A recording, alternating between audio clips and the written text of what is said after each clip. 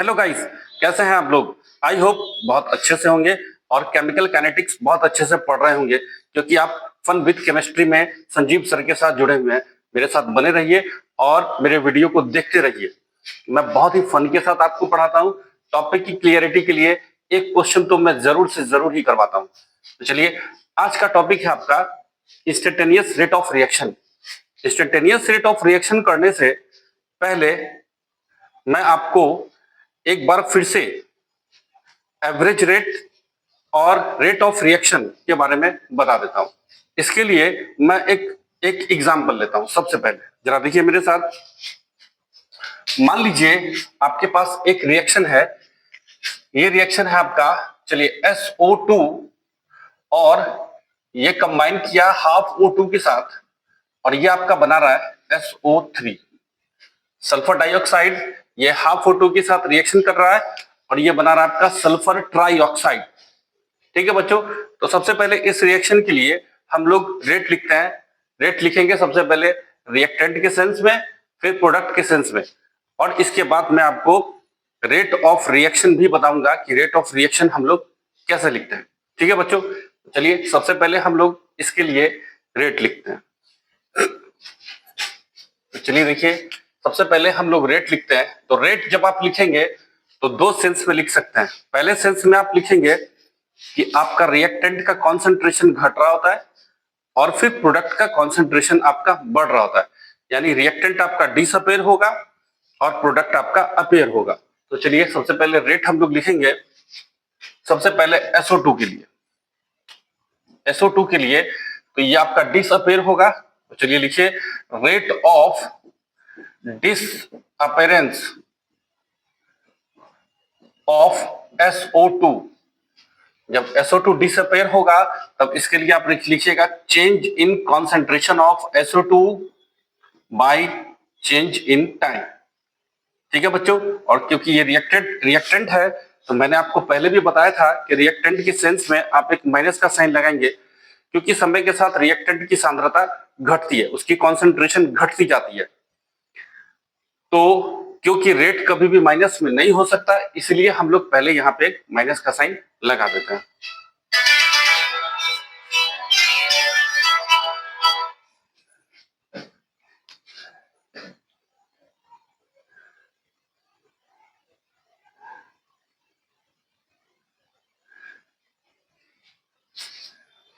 ठीक है बच्चों, तो सबसे पहले तो आप यहां माइनस का साइन लगा दीजिए, जिससे आपका SO2 के डिसअपेरेंस के लिए आप रेट कंप्लीट कर पाइए। सेकंड है आपका, रिएक्टेंट में ही आपका ऑक्सीजन भी है, तो ऑक्सीजन भी आपका रिएक्टेंट है, तो ये भी डिसअपेयर होगा। चलिए इसके लिए भी लिख सकते हैं rate of disappearance of O2। Half O2 में लिख रहा हूं यहाँ पे, क्योंकि रिएक्टेंट हाफ O2 है, तो इसके लिए आप क्या लिखिएगा, change in concentration of O2 bye change in time. ये भी आपका रिएक्टेंट है, तो आप माइनस का साइन लगाइए। एक तीसरा तरीका है आपका, जब आप प्रोडक्ट के लिए लिखते हैं। ठीक है, तो प्रोडक्ट तो क्या हो रहा है, आपका अपेयर हो रहा है, क्योंकि रिएक्टेंट आपका डिसअपेयर होता है तो प्रोडक्ट आपका अपेयर होता है। तो चलिए इसके लिए लिखिएगा रेट ऑफ फॉर्मेशन, या तो अपेयर लिखिए या फिर फॉर्मेशन लिखिए। Rate of formation of SO3। तो इसके लिए क्या लिखिएगा, change in concentration of SO3 bye change in time. ठीक है बच्चों, अब क्योंकि ये आपका प्रोडक्ट है तो यहाँ पे आपका साइन चेंज नहीं होगा, तो साइन चेंज हम लोग सिर्फ रिएक्टेंट के सेंस में करते हैं। अब आप इसके लिए रेट ऑफ रिएक्शन लिखिए। तो इस पूरे रिएक्शन का जब आप रेट लिखिएगा, इसे हम लोग ROR भी लिखते हैं। इसका मतलब हुआ rate of reaction. Rate of इस पूरे रिएक्शन का जब आप रेट लिखिएगा, तब इसके लिए आप लिखिएगा change in concentration of SO2 bye change in time. ठीक है, और ये रिएक्टेंट के लिए माइनस का साइन लगाइए। इज इक्वल टू, ये हाफ O2 है, तो change in concentration of O2 bye change in time. ठीक है, यहां पर भी रिएक्टेंट है तो माइनस का साइन लगाएंगे हम लोग, और क्योंकि स्टोइकियोमेट्रिक कोएफिशिएंट 1/2 है, तो आप क्या करते हैं, मैंने अपने पिछले वीडियो में आपको ये बताया था कि स्टोइकियोमेट्रिक कोएफिशिएंट जो भी हो उसे आप डिवीजन में लगा देंगे, तो ये 1/1/2 हो जाएगा, तो 2 चला जाएगा आपका ऊपर, यानी यहाँ पे 2 टाइम्स आपको मल्टीप्लाई करना पड़ेगा। ठीक है बच्चों, अब ये बराबर होगा आपका SO3 के कॉन्सेंट्रेशन में परिवर्तन, change in concentration of SO3 bye change in time. यहाँ पे आपको साइन चेंज नहीं करना है क्योंकि ये आपका प्रोडक्ट है। तो ये हुआ पूरे आपका रेट ऑफ रिएक्शन, और ये इंडिविजुअल सभी रिएक्टेंट और प्रोडक्ट के लिए रेट। ठीक है बच्चों, ये ऑलमोस्ट हम लोग पीछे पढ़ चुके हुए हैं और मैंने एक बार फिर से आपको रिवीजन करवा दिया है। ठीक है, अब इसके लिए एक बार मैं आपको एवरेज रेट निकाल करके फिर से समझा देता हूं। ये बच्चों, आपके पास कोई एक रिएक्टेंट R है, ये बना रहा है आपका प्रोडक्ट। ठीक है, मान लीजिए इनिशियली ये आपका 5 मोल का था और आफ्टर 10 मिनट ये आपका बच गया 2 मोल का। ठीक है, और आपको पता है प्रोडक्ट कितना बना होगा, जितना रिएक्टेंट घटता है उतना ही आपका प्रोडक्ट बनता है। देखिए रिएक्टेंट आपका 5 में से 2 यानी 3 मोल घटा, तो प्रोडक्ट आपका 3 मोल का बना होगा। ठीक है बच्चों, तब आप इसके लिए रेट जब निकालते हैं वो एक्चुअली एवरेज रेट के बराबर होता है। तो इसका मतलब आप इसके लिए लिख सकते हैं average rate. Average rate is equal to change in concentration by change in time. तो change in concentration of reactant by change in time. ठीक है, तो आप देखिए रिएक्टेंट में कितना परिवर्तन हुआ, ये एवरेज रेट आप निकाल रहे हैं रिएक्टेंट के सेंस में। ठीक है, तो आप देख लीजिए परिवर्तन कितना हुआ। तो इनिशियली आपने लिया था 5 मोल का और बाद में बचा ये 2 मोल का, यानी हम लोग फाइनल माइनस इनिशियल करते हैं, तो फाइनल हो गया 2 और इनिशियल हो गया जी 5। ठीक है, और टाइम में कितना परिवर्तन हुआ, देखिए 10 मिनट। इनिशियली टाइम 0 था, बाद में 10 मिनट हुआ, क्योंकि पूरा रिएक्शन आपका 10 मिनट का है, तो final time minus initial time. आप खुद देखिए बच्चों, ये 2 में से 5 को अगर आप घटाइएगा तो ये एक्चुअली -3 आ जाएगा, -3/10। अब आपको पता है कि रेट कभी भी माइनस में नहीं हो सकता है, तो हम लोग रिएक्टेंट के लिए एक माइनस का साइन लगाते हैं। यहाँ पे माइनस लगाइए, ये ऑल ओवर हो जाएगा प्लस में, ये आएगा जी 3/10। ठीक है, अब आप एवरेज रेट निकालिए प्रोडक्ट के सेंस में। तो प्रोडक्ट के सेंस में जब आप निकालते हैं तब भी वही बात, आपका change in concentration of product bye change in time. अब देखिए प्रोडक्ट के कॉन्सेंट्रेशन में कितना परिवर्तन हुआ। पहले तो प्रोडक्ट आपका 0 था और बाद में हो गया 3 मोल का, तो आप क्या कीजिए, final concentration minus initial divided by final time minus initial time. अब आप यहाँ पे देखिए, क्योंकि प्रोडक्ट है तो प्रोडक्ट में आपको साइन चेंज नहीं करना है, तो ये हो गया जी आपका 3 - 0 डिवाइडेड बाय 10। आप देखिए जो वैल्यू आपका प्रोडक्ट का रहा है वही वैल्यू आपका रिएक्टेंट का भी आ रहा है। इसका मतलब हुआ कि एवरेज रेट जब आप निकालते हैं रिएक्टेंट और प्रोडक्ट के सेंस में, तो दोनों वैल्यू आपका सेम ही आता है। अब इसी प्रकार से आप निकालेंगे इंस्टेंटेनियस रेट ऑफ रिएक्शन। तो बच्चों इंस्टेंटेनियस रेट हम लोग लिखते कैसे हैं, उसका क्या सिंबल है, आइए मैं आपको समझाता हूं।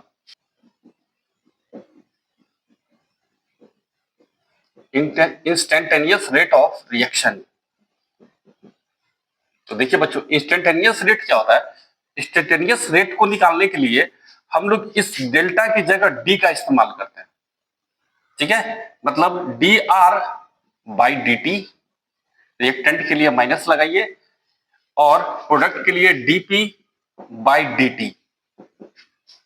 ठीक है बच्चों, अब आप ये समझ लीजिए पहले कि हम लोग यहां लगाए हैं डेल्टा और यहां इंस्टेंटेनियस रेट के लिए हम लोग लगाए हैं डी।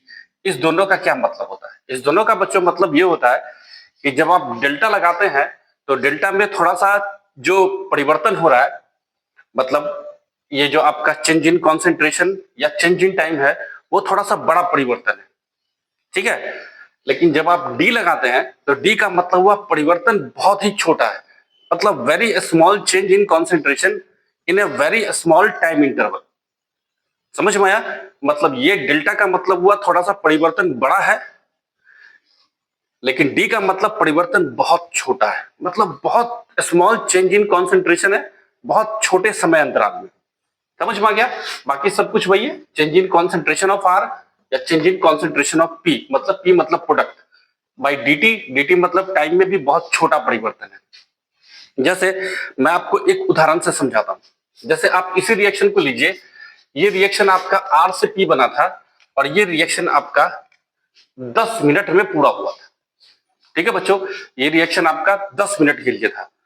अब मान लीजिए इस 10 मिनट के अंतराल में 5वें मिनट के लिए आपसे रेट पूछे। मान लीजिए ये आपका एक 0 से 10 मिनट के बीच का समय अंतराल है, मैं लिख के समझाता हूं। 0 पहला मिनट, दूसरा मिनट, तीसरा, चौथा, पांचवा, छठा, सातवां, आठवां, नौवां और 10वां, ये 10 मिनट में आपका रिएक्शन का ये एवरेज रेट हम लोगों ने निकाला। मान लीजिए आपसे ये क्वेश्चन पूछे कि भाई आप ये बताओ ये चौथे मिनट में रेट कितना था। तो देखिए टाइम इंटरवल बहुत छोटा हो गया। पहले तो आपने 10 मिनट के लिए निकाला था, लेकिन अब तो चौथे मिनट के लिए ही आपको निकालना है। ठीक है, और चौथे मिनट में जो कॉन्सेंट्रेशन में परिवर्तन हुआ होगा वो भी तो बहुत छोटा परिवर्तन हुआ होगा। दैट्स वाई हम लोग यहाँ पे डी लगाते हैं।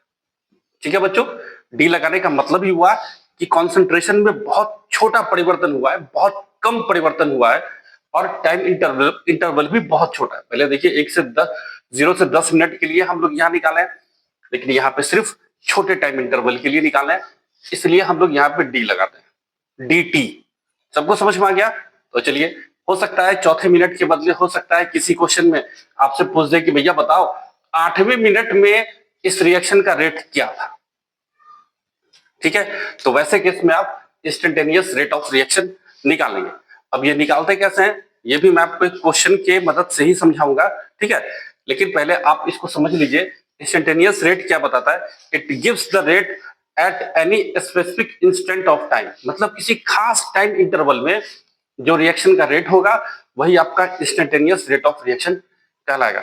इट इज ऑब्टेन्ड बाय, ये हम लोग कैसे निकालते हैं? तो सबसे पहले जिस टाइम इंटरवल में, जैसे मान के चलिए 8वें मिनट के लिए आपसे पूछ रहा है, तो आप क्या करिए, एक ग्राफ खींचिए कॉन्सेंट्रेशन वर्सेस टाइम के लिए, और आप 0 से लेके 10 मिनट का टाइम निकालिए। ये 10 मिनट का हुआ, मान लीजिए इस बीच में कोई 8 मिनट हुआ होगा। ठीक है, इससे पहले 1 2 3 4 5 ये हो गया आपका 8वें मिनट। तो इस 8वें मिनट में जो आप एक टेंजेंट खींचेंगे, टेंजेंट का मतलब हुआ स्पर्श रेखा।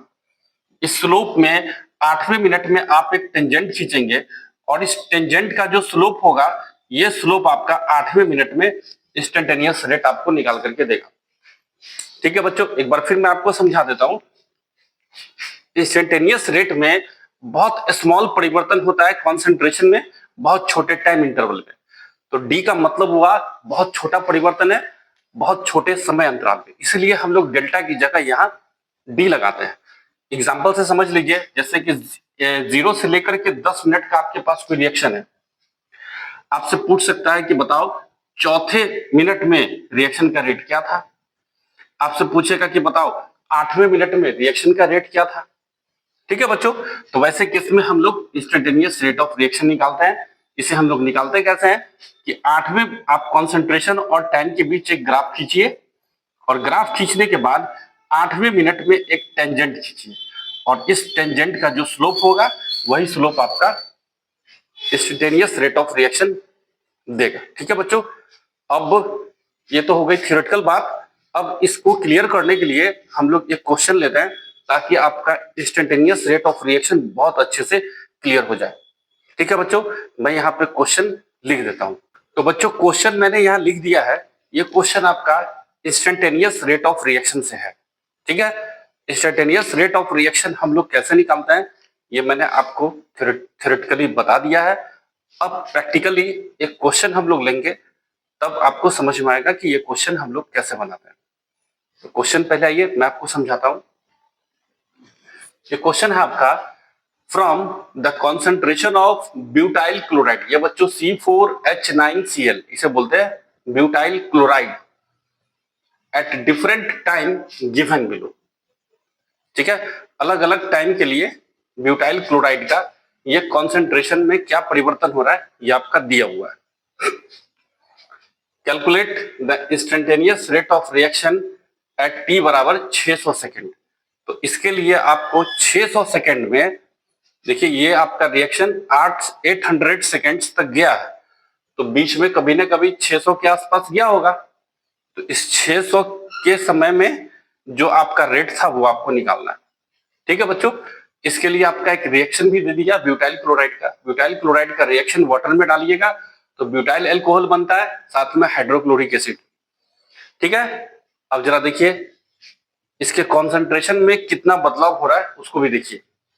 जब टाइम 0 था तो ब्यूटाइल क्लोराइड का कॉन्सेंट्रेशन था आपका 0.100। टाइम बढ़ा, 50 सेकेंड हुआ, फिर हुआ 0.0905। 100 सेकेंड में 0.0820, 150 सेकेंड में 0.0741, फिर रिएक्शन 200 सेकेंड में गया तब हुआ 0.0671, फिर 300वें सेकेंड में इसका कॉन्सेंट्रेशन हो गया 0.0549, फिर टाइम आगे बढ़ा, 400 सेकेंड में ब्यूटाइल क्लोराइड की सांद्रता, इसका कॉन्सेंट्रेशन 0.0439 हो गया। 700वें सेकेंड में 0.0210 हुआ और फाइनली 800 सेकेंड में इसका कॉन्सेंट्रेशन 0.017 पे आ गया। तो यहाँ पे आप अल्कोहल नहीं, ये क्लोराइड लिख लीजिए, क्योंकि ये आपका क्लोरीन का, ब्यूटाइल क्लोराइड का कॉन्सेंट्रेशन घट रहा है। ठीक है बच्चों, तो सबसे पहले हम लोग क्या करेंगे, इस टाइप के क्वेश्चन को सॉल्व करने के लिए हम लोग सबसे पहले क्या करेंगे कि आप कॉन्सेंट्रेशन वर्सेस टाइम के लिए एक ग्राफ खींच लीजिए। आइए मैं आपको ग्राफ खींच के बताता हूं।